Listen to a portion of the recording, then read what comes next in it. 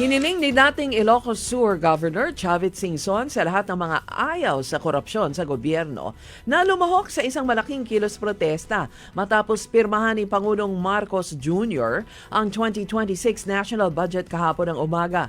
Ayon pa kay Singson, hindi na dapat magpatuloy pa bilang leader ng bansa si Pangulong Marcos dahil sa walang direksyon ng mga plano sa bansa at ang talamak na korupsyon na matagal ng problema ng Pilipinas.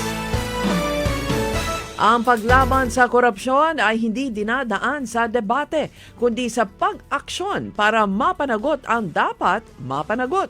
Ito ang inaasahang sagot ng Malacanang sa pamamagitan ni Attorney Claire Castro sa hamon ni dating Ilocos Sur Governor Luis Chavit Singson na direktang hinamon ng Pangulo sa isang debate kontra flood control project anomalies. Hinamon din ni Singson si Leyte 1st District Representative Martin Romualdez na makipagdebate sa kanya. Hindi na kailangan ng debate ayon pa kay Castro. Giit niya, magaling si Pangulong Marcos. Walang kinasasangkutang anomalya at magpapakulong ng big fish sa pamahalaan.